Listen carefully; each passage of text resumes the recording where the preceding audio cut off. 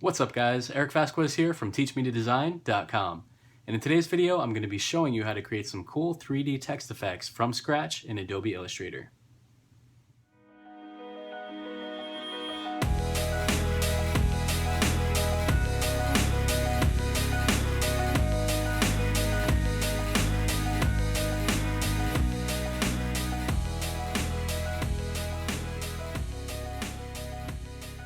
Alright, so let's take a look at Adobe Illustrator here, where I've created a new document that's about 1200 pixels wide by 800 pixels tall.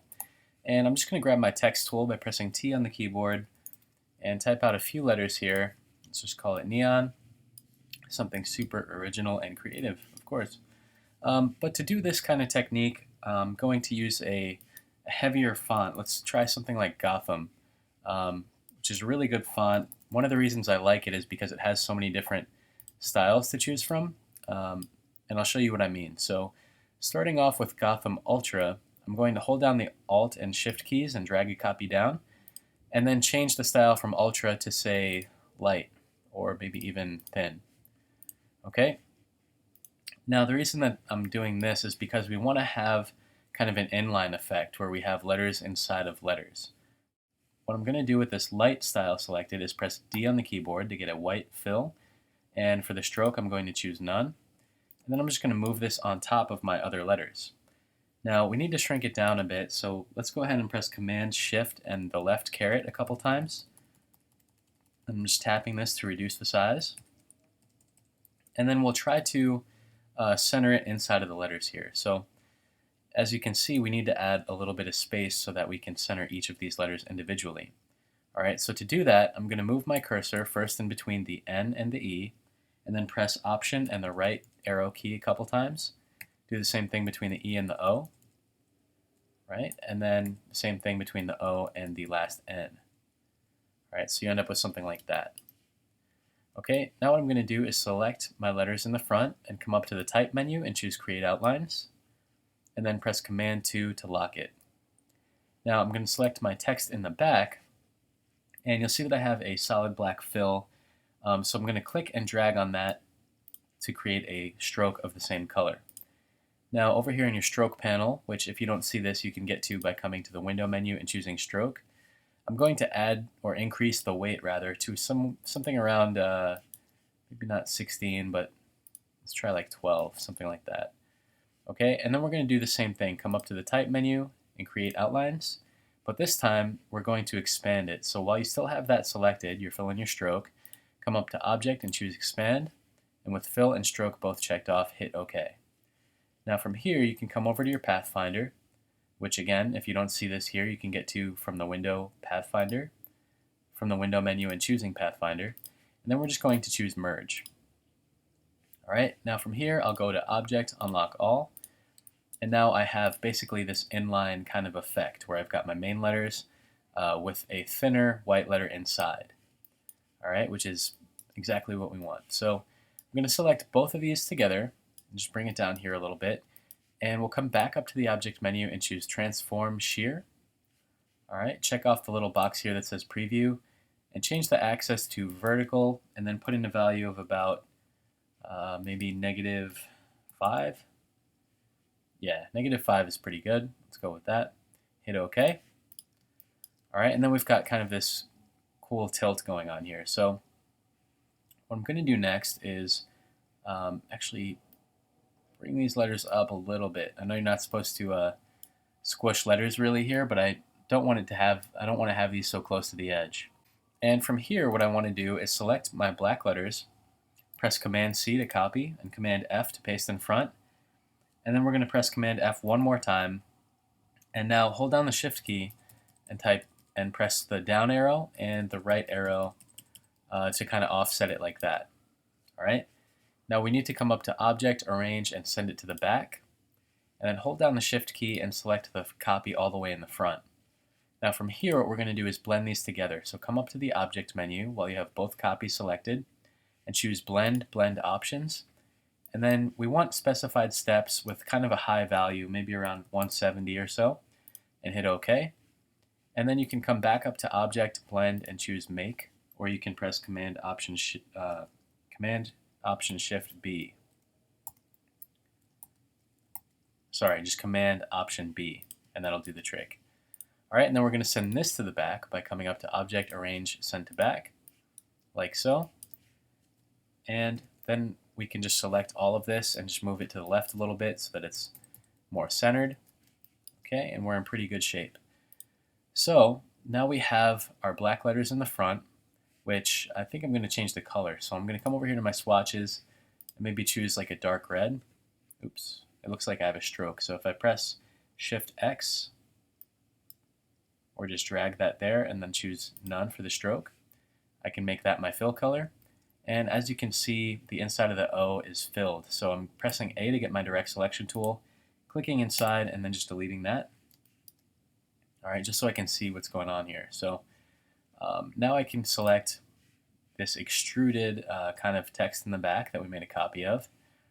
And I'm going to do maybe a darker color, but let's try dark red first. Pretty much the same color that we set for our fill. And then let's change the fill to something else. All right, we just want to differentiate for right now. We can change these colors later, but for now, I just want to see something like this. All right, so far, so good. What I want to do at this point is select everything, so press Command A and then Command 2 to lock it. And I'm going to come up to the View menu and make sure that I have my Smart Guides checked off, which I do. If you don't, you can press Command U to do that. And what we're going to do is use our Smart Guides and grab our pen tool by pressing P on the keyboard. And we're just going to trace basically the bottom edge of some of our letters here. All right, so you can see I'm drawing this shape around the bottom of the N. I'm going to press I to get my eyedropper and sample this red color. Then double click on the foreground color and just make a darker, maybe more saturated version of that red. So you get something like this.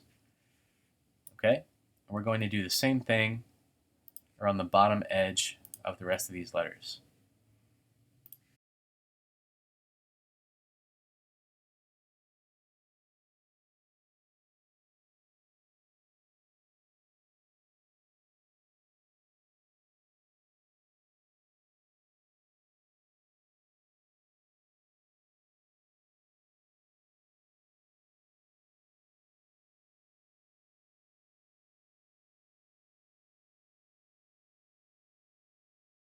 Let's zoom in a little bit again, and I'm going to click on the bottom edge of the middle of the E over here to the inside, and then just kind of estimate where that would be.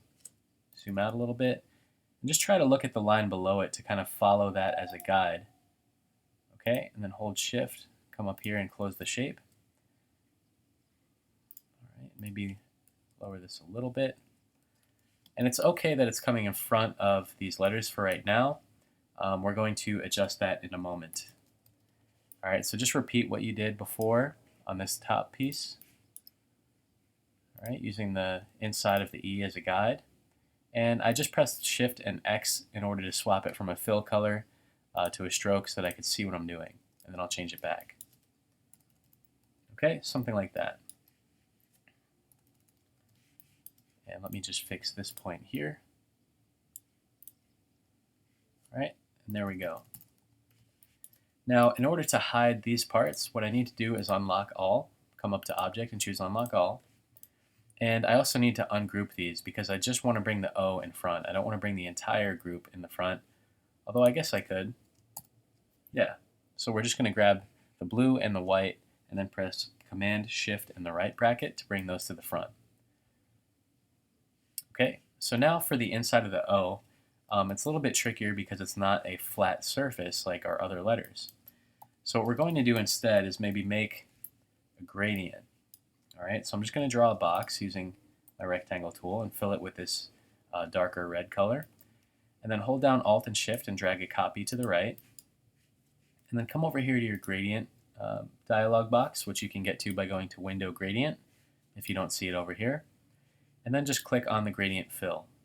Now we need to bring this red over into our gradient. So what I'm going to do is click on my red fill color and literally just click and drag it, click and drag it over into the gradient. Now I'm going to remove the white from here and then make another copy of this gradient off to the side. Okay, and we need to add one more color to this. So I'm going to select either of these boxes sample this lighter red color, click on my gradient, then the flat red, and drag this one over into my gradient as well. And I'm just going to remove the black, that last color there. So all I'm left with is a gradient that fades from this lighter red to this darker red that we're using for the bottom of the faces. Okay, so from here, I can come in with my pen tool, and let's just click somewhere around there on the bottom edge of the O, and try to follow this path as closely as we can. And we're basically just tracing the outline of the O here, all right, so that we can fill it with a gradient. All right, I'm going to use the edge of this other letter as a guide to go around the N and come all the way up to the top of the O, and then just click around here. All right, like so. And now I can press I to get my eyedropper tool and sample this gradient. And it looks like I might have messed up one of my points here, so I'm just going to click on this with my direct selection tool. Right, and try to fix that piece right there. All right, just click on the point, the anchor point, and then use the handle to try and make that look a little bit more natural. All right, so now what I can do is press V to get my selection tool, click on this shape, press G to get my gradient tool, and now I can just drag from the bottom up to get a nice fade like that. Okay, but again, we want the white and the blue to be in the front. So I'm holding down Shift and selecting both of those, and then pressing Command Shift and the right bracket to bring those to the front. All right, so let's do the same thing with the inside of the O here. Although this time it should be a little bit easier because everything is laid out for us. So we just need to trace around. And it's okay actually if you go outside of the lines. That doesn't matter because it's going to be behind the white and the blue anyway. All right, so you can see how messy I'm being there. It's totally fine. Press G and then drag from the bottom up, or maybe even from the bottom left to the top. All right, and then press V to get your selection tool. Click on the white inner part of the letters, hold down Shift and click on the blue, and then press Command Shift in the right bracket. All right, and then we can zoom out and delete that box. So what we have now is basically this extruded letters here, and we added some slightly darker values to the bottom faces of our shapes. So it's looking pretty good so far. The next thing I want to do is add a black background. So I'm going to press M on the keyboard to get my marquee tool or my rectangle tool, and just drag a box that's the same size as the document or the artboard. All right, then we're going to come up to Object, Arrange, and Send to Back, and press D on the keyboard, and then Shift and X to toggle between the fill and stroke color. Press X to make your stroke the front color, and then choose None. And then tap X one more time so that you now just see a solid black fill. Okay, so you should have something like this. Now what we're going to do is select the blue letters, the front faces here. We're going to come up to the Object menu and choose Path, Offset Path, and let's put in a value of, say, -4 pixels, and then hit Enter. Okay, now we're going to cut that by pressing Command X and Command F to paste in front, and we'll group these together. Okay, so what we're going to do from here is maybe make this like a light gray color or even a darker gray. Then I'm just going to pick from the swatches panel. And then I'll press V on the keyboard, and we're going to send this behind our white letters. So just press Command and the left bracket once, and that should do the trick. And now we have what looks like more of a blue outline around these letters. Okay, so for the fill color, you can choose white. Maybe you want to choose, yellow, red, whatever color you want. You can even go with a black like that. That looks pretty good. Okay, so hopefully you guys have something like this. And then let's maybe choose a different color here besides gray, just to see what some of these other colors look like.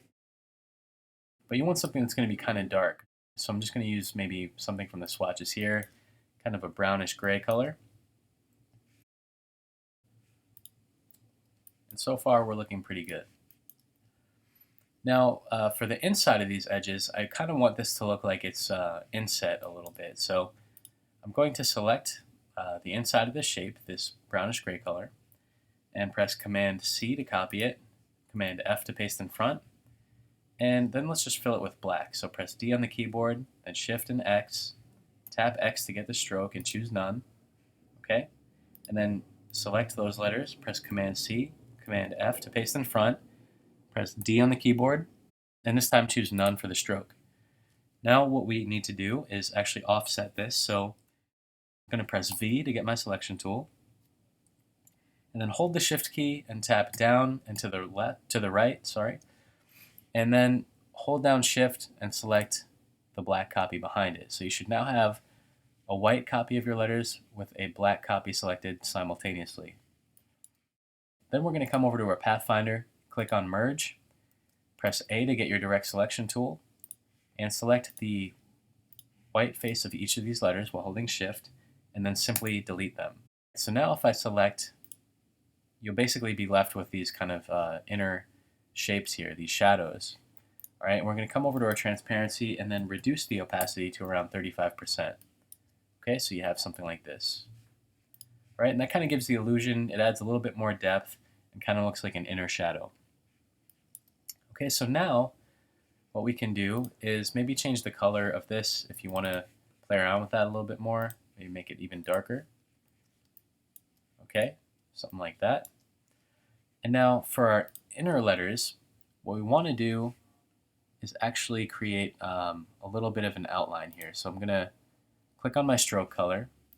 Let's just try like maybe an orangish red, something more saturated though. Let's go with that. You can see the color I'm using here. Well, I don't know if you can see it, but it's EA1F00 for a stroke. And for the weight, let's just leave it to about 2 for now. All right, so you can see what we've got. Now I'm going to click on those letters once again, and we want to round the corner and round the cap, okay, to make it a little bit softer. And then I'm going to click on those letters once again, come up to the Effect menu, and this time we're going to choose Stylize Outer Glow. Okay, so for the mode, make sure you have screen. Click on your fill color here, and let's just make it like a vibrant red color. And you can check off the preview box to see a little bit of what's happening here. So I have an opacity of 75% and a blur of 5 with a blending mode of screen, and hit OK. All right, the next thing I'm going to do is select those letters again, and press Command C to copy and Command F to paste in front. That's going to kind of intensify that neon glow effect that we've got going on here. All right, and you can do it one more time if you want to push it even a little bit further, so you get something like this. And I'll click on that, and maybe we can even add a stroke to it. So I'll just drag that fill color to the stroke, just so that it kind of fills in a little bit of those gaps, because it looks like you can see some of the red there. Right, like up top here between this and the letters behind it.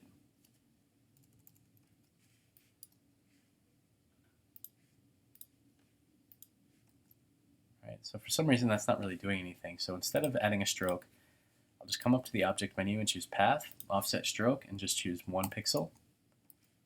And that pretty much takes care of that. Okay, so from here what we can do is maybe add some gradients on top. So I'm going to select my background, press Command 2 to lock it, and then I'll press L on the keyboard so that I can get my ellipse tool. And I'm going to hold down Shift and click and drag so that I can create a large circle. All right, now from here I'm going to come over to my gradient and click on the gradient for the fill. And what I want to do is click on this light red color over here, and then click just to the left of it to add another color of the same value. And we're going to pull off this darker red and move this one all the way to the end. So it essentially looks like a solid color. We've got pretty much 2 of the same colors, but we're going to select this end one and change the opacity to 0. All right, now we can change the type of gradient from linear to radial, and we actually want to reverse this. So we can just check this little box here that says reverse gradient, so that it goes from the center outwards. And if you come over to your transparency tab, you can change it from normal to, let's say, screen, or maybe color dodge, and see how that looks. It's basically adding some cool lights on top.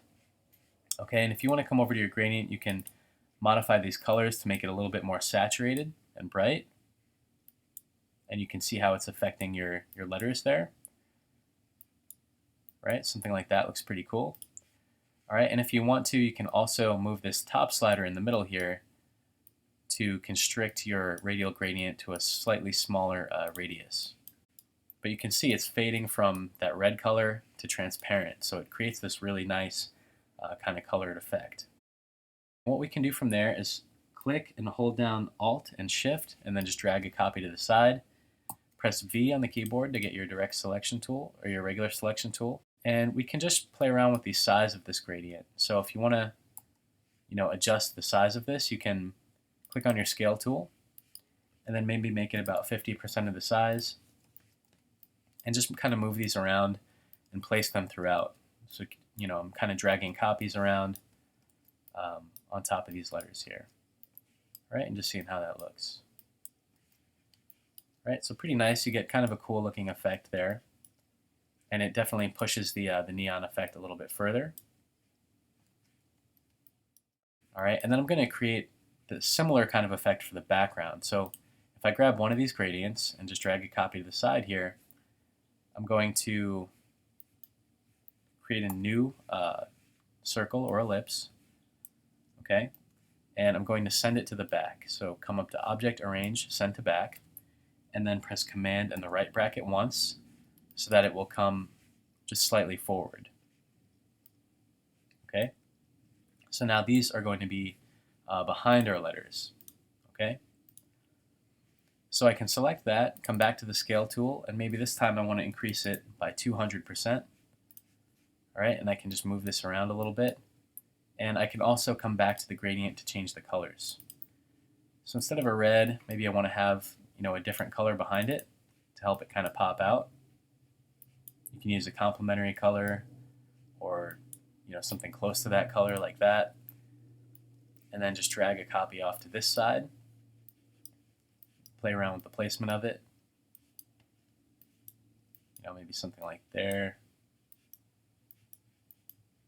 Okay, and then you can change this value as well. Maybe add a like a cool color just to help offset it a little bit and kind of balance it out.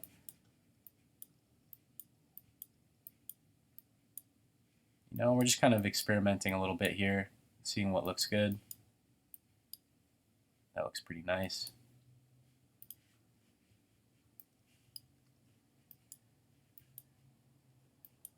All right, something like that. Doesn't have to be anything too crazy, but it adds a nice effect. So now what we want to do is create a bounding box the exact same size as our document. So press M on the keyboard. I'm just going to click and drag in the top corner and then drag to the bottom. Okay. Press D on the keyboard and then choose None for the stroke. And now I'm going to select each of these large gradients that we placed in the background and press Command G to group them together. And then hold down Shift and click on this white box that we just created, and then press Command 7 to place them into a mask. Then we're going to send it to the back by pressing Command Shift in the left bracket, and then bring it forward once by pressing Command and the right bracket once. Okay? Now if you want to move any of these around, you can use your direct selection tool and just click and move it. As you can see, this gradient is kind of spilling out of the side a little bit. So if we wanted to contain that to the bounding area of our artboard, we would do the same thing that we did previously. Create a shape on top, click on the gradient, and then press Command and 7. Okay, and you'll end up with something like that. So again, if I want to select anything underneath this, I have to first lock the shape that is on top, and then I should be able to grab whatever's beneath it. So I can change the opacity of things, change the color of anything in here, and just try some different stuff out. Okay, so maybe instead of a white, now I can try like a blue color or an orange, pretty much whatever you want. Right, that doesn't look too bad.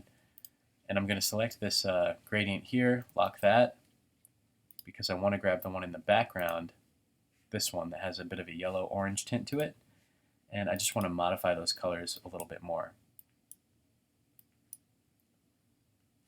Right, there you go. Do the same thing on the bottom here.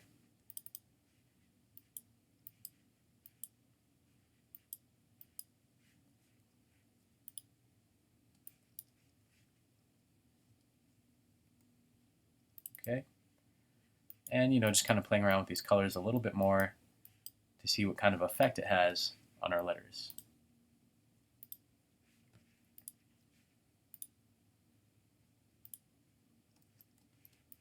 All right, that looks pretty cool. And just to finish this up, I might actually make this more of a cool color like we did on the other side, just because I don't want it to blend too much into the red that we're already using here. So let's play around with that a little bit. And there we go. So we now have some pretty cool extruded text with a neon effect and some nice gradients in the background to help it pop out. Let me zoom in real quick just to double check this stroke. It's actually looking a little bit weird now because it's going outside of this the edges here. So I'm just going to remove that. And there we go.